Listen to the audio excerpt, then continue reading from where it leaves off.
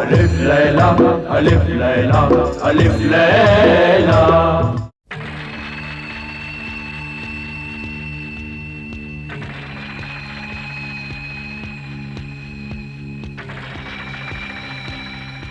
रुक जाओ ए मुसाफिर, रुक जाओ।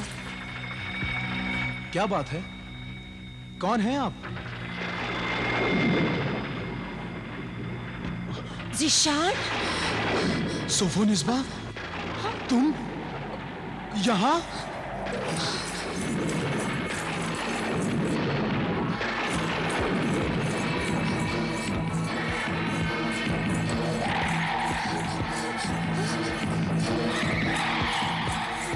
सोफोनिस्बा,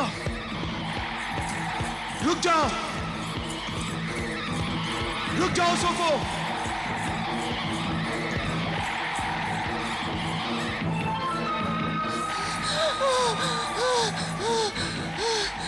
क्या शिकार मिल गया? खाने पीने का इंतजाम हो गया? नहीं, आज जो शिकार मुझे मिला वो मेरा शौहर ज़ीशान था, और वो कहीं यहाँ ना आ जाए। नहीं नहीं, ऐसा नहीं हो सकता। मैं इतनी तेज रफ्तार से भागी थी कि उसकी नजरों से गायब हो गई। अब वो यहाँ नहीं पहुंच सकता। सोफो! हाँ? हाँ?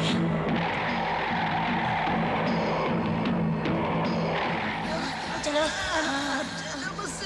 चलो।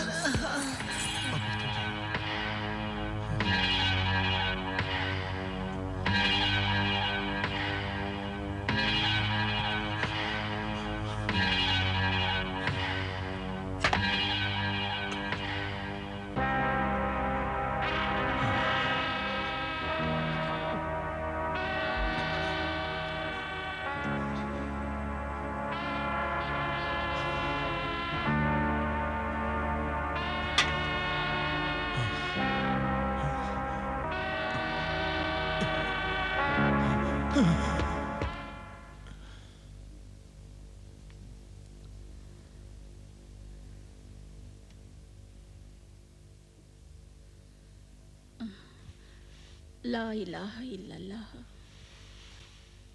सोफोनिस्बा, सोफोनिस्बा, सोफोनिस्बा। क्या बात है ज़ीशान? सोफोनिस्बा कहाँ है? मुझे क्या मालूम बेटे, होगी अपनी ख्वाबगाह में। मगर तुम इतने घबराए हुए क्यों हो, और आते ही सोफोनिस्बा को क्यों पूछ रहे हो? उसे तो हमारे पास से गए हुए बहुत देर हो गई है। आजकल तो वो खुद खाना बनाती है और सबको खिलाती है, और खुद नहीं खाती, तुम्हारा इंतजार करती है। जाओ, जाकर उसके साथ खाना खाकर उसे भी आराम करने दो।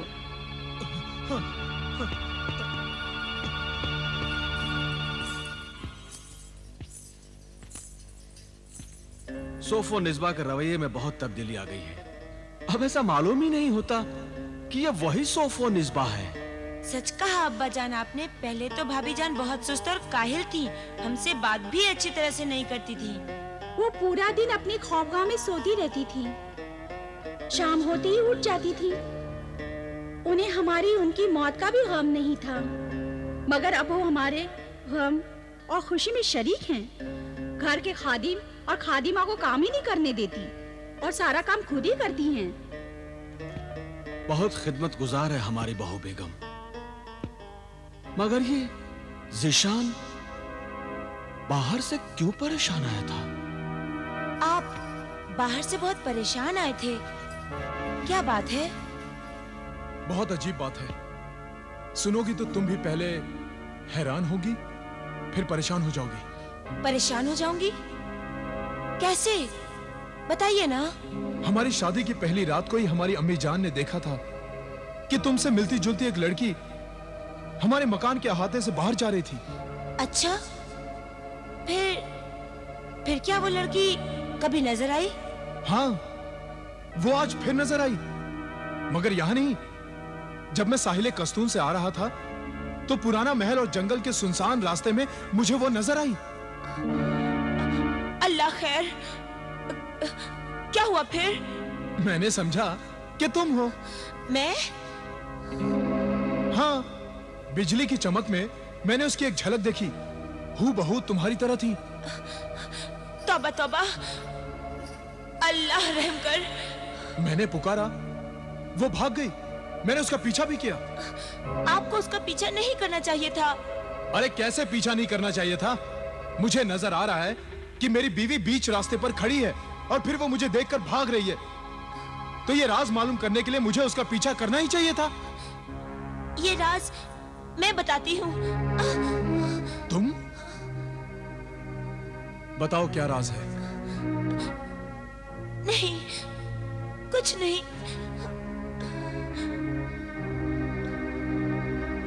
नहीं नहीं, कुछ तो है जो तुम मुझसे कहते कहते रुक गई।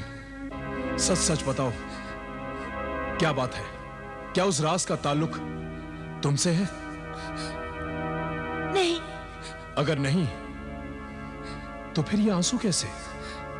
ये डर और खौफ के आंसू हैं जो आपकी हिफाजत के लिए दुआ बनकर बह रहे हैं। अल्लाह का शुक्र है कि अल्लाह ने आपको उस खूबसूरत बला से बचा लिया। खूबसूरत बला? तुम्हें ये कैसे मालूम? मैंने अपने बुजुर्गों से सुना था कि चुड़ैलें और बदरू डाइने रात को खूबसूरत बनकर जंगल में घूमती रहती हैं और जब शिकार फंस जाता है तो वो उसे जिंदा नहीं छोड़ती।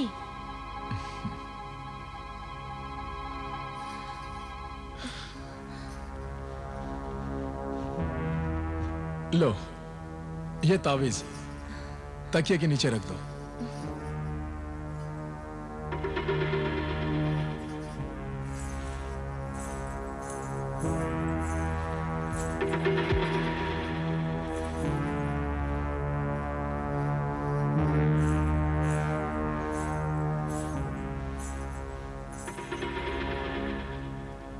हमारे घर के सब लोग तुमसे बहुत खुश हैं। पहले तुम ऐसी नहीं थी। जो तब्दीली तुम में अब आई है उससे हमारे घर में एक नई जिंदगी आ गई है, एक बहार आ गई है। खुदा करे कि ये तब्दीली कायम रहे। एक बात बताओ सोफनिस्बा, तुम हमारे बिस्तर पर क्यों नहीं सोती? रात भर इबादत ही करती रहती हो। आप पर और आपके खानदान पर कोई मुसीबत ना आ जाए, इसीलिए मैं इबादत करती रहती हूँ, वजीफा पढ़ती रहती हूँ। आखिर मैं तुम्हारा शौहर हूं। ये वजीफा कब तक पढ़ती रहोगी? 40 दिन तक। 40 दिन तक? मैं इंतजार करूंगा। तुम्हारी वजीफे इबादत में खलल नहीं डालूंगा। शुक्रिया, इस बंदी को आपने मुसीबत से बचा लिया। आइए खाना खाते हैं। चलो।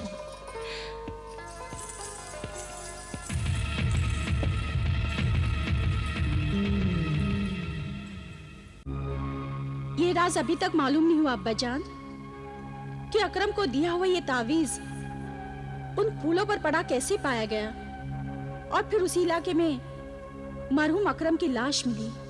अकरम के बयान और हमारे इल्म के मुताबिक ज़ीशान की बीवी सोफोनिस्बा ने ही अकरम का खून किया है।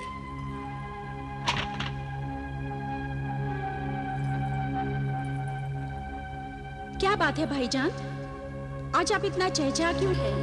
आबिदा बहन, तुम मेरी बात सुनोगी तो तुम भी चहचहाने लगोगी। ऐसी क्या बात है, बयान कर। मैं हर जुमेरात की तरह आज भी हजरत नजीम मियां शाह बाबा के मज़ार शरीफ पर हाजिरी देने गया था। वहाँ मेरे बहुत से पसंदीदा दोस्त थे, तो कबूतर कौवे मिले। उन्होंने बताया कि मुखबिर जिन भी यहाँ मज़ार शरीफ पर हाजिरी देने आता है। उस दिन ने हमें बताया कि उसे अकरम की मौत का राज मालूम हो गया है। ये बात भाईजान को यानी मुझे बता देना। इसलिए आप दोनों से मेरी इल्तिजा है कि मुखबिर जिन को बुलाकर राज मालूम कर लो। नहीं, हरगिज़ नहीं। मैं उस नालायक मुखबिर जिन को कभी नहीं बुलाऊंगा। वो एतबार के काबिल नहीं। उसकी बात नामुकम्मल और मालूमात नाकारा है। उसकी की हुई गलतियों की सजा हमने भुगत ली है। हम शर्मिंदा हुए, पछताए, मुआफी मांगी यहाँ तक कि जिशान और सोफो निस्बा की नजरों में हम जलील हुए हैं। इतना कुछ करने के बाद भी वो मुखबिर गैर जिम्मेदार, नालायक हमारे जख्मों को हरा करना चाहता है। मैं उसे कभी मुआफ नहीं करूंगा। जब अल्लाह से कोई माफी मांगता है, तौबा करता है, बख्शिश मांगता है, तो अल्लाह भी अपने खतावारों की खताएं माफ कर देता है, उसे बख्श देता है। तो हुजूर, फिर क्या आप अपने खतावार की खता माफ नहीं करेंगे? हाँ, मुआफ करेंगे। तो फिर हुजूर बुलाइए उसे, वो आपके हुजूर में हाजिर देना चाहता है और आप उसे अकरम की मौत और सोफो निस्बा की पूरा असर किरदार का पता चल गया है। वो सबूत के साथ साथ सब बातें पेश करेगा, उसे बुलाइए।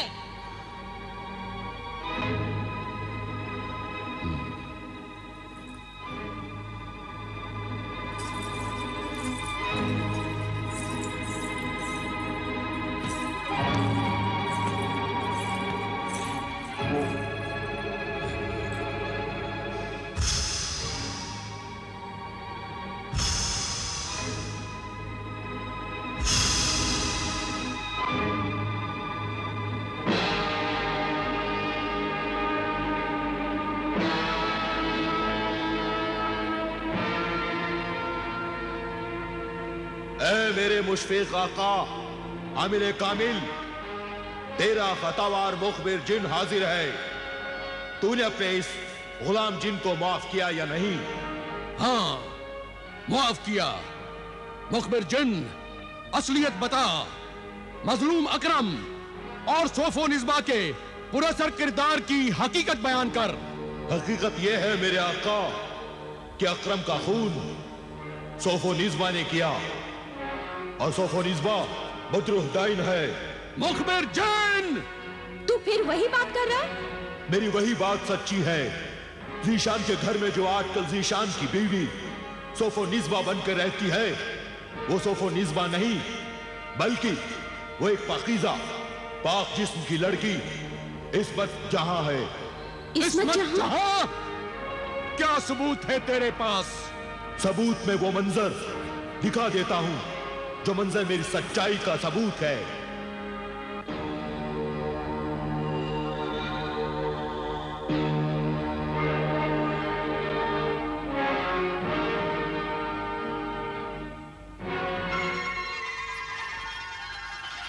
इस्मत जहां एक अल्लाह वाले दरवेश की पाक दामन बेटी है। इस्मत जहां का बाप अल्लाह वाला दरवेश हजरत सिद्दीक शाह बाबा के मजार शरीफ का खादिम है। जब नापाक रूह वाली डाइन सोफो निस्बा अकरम के घर जाना नहीं चाहती थी, तब जादूगरनी मर्री खान ने अपने 2 जिन बुलाए।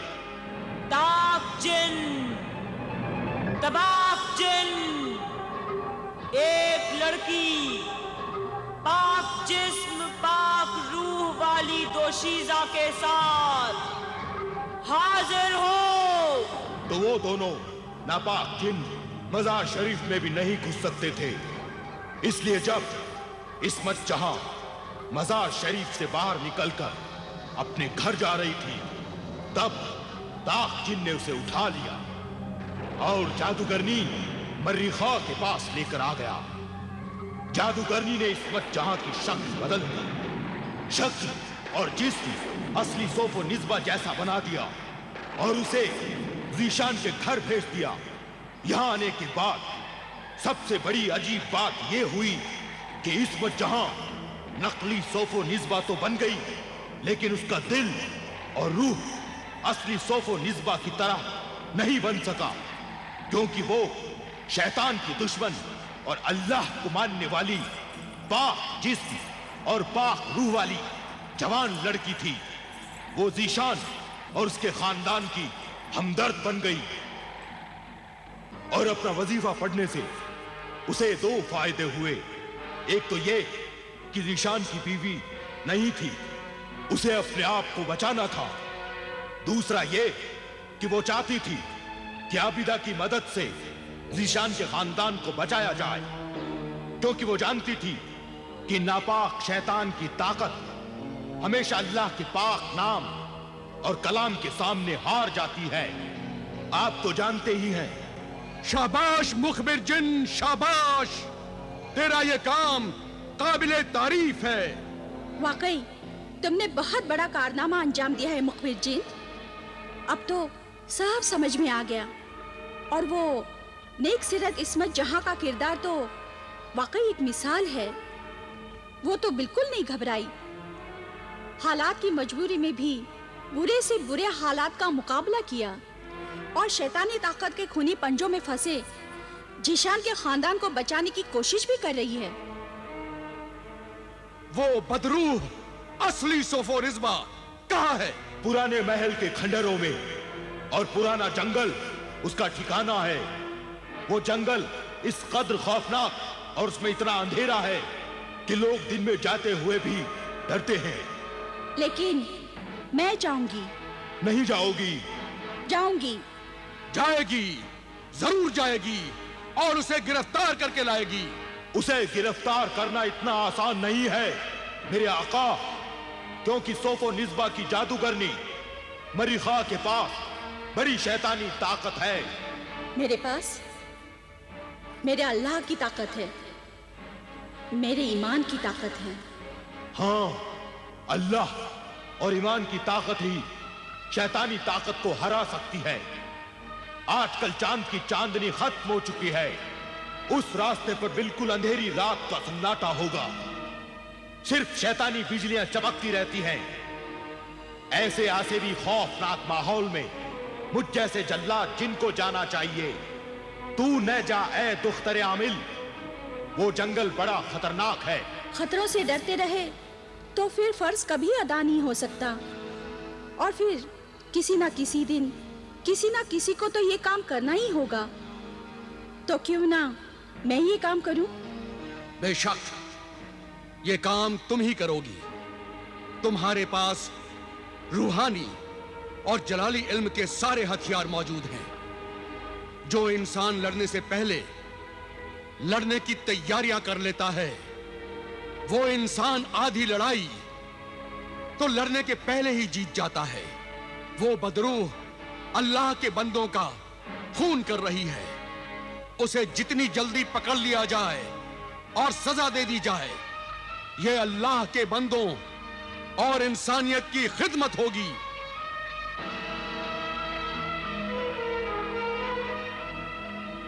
लो बेटी, ये अल्लाह के नेक बंदों के लिए जिंदगी और शैतानों के लिए मौत का निशान है।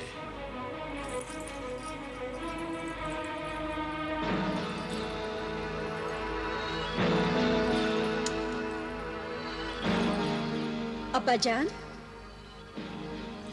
मुखबिर मददगार जिन, मेरी कामयाबी की दुआ करना।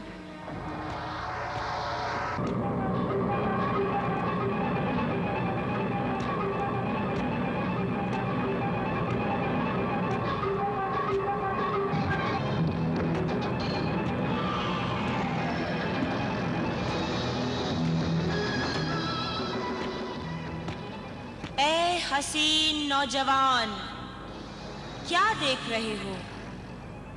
किसे तलाश कर रहे हो? पानी तलाश कर रहा हूँ। बहुत प्यास लगी है। आओ, मैं तुम्हारी प्यास बुझा दूं। अपनी प्यास पानी से बुझाओगे या शराब से? पानी से। मगर तुम कौन हो और मुझे दिखाई क्यों नहीं दे रहे? कहाँ हो तुम? कहाँ हो? मैं यहाँ हूँ नौजवान।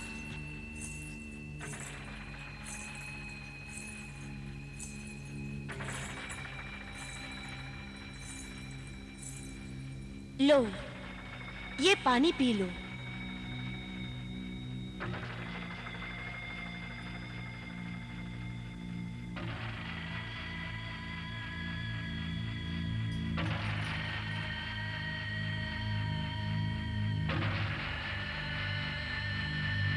तुम तो बहुत खूबसूरत हो। इतने भयानक और खौफनाक जंगल में क्या कर रही हो? ये सब हमारी ही जगह है। यहाँ की सब चीजें हमें पहचानती हैं। तो फिर डर किस बात का? पानी तो पियो। अब पानी की कोई जरूरत नहीं। क्यों? तुम्हारा चेहरा देखते ही सारी प्यास बुझ गई।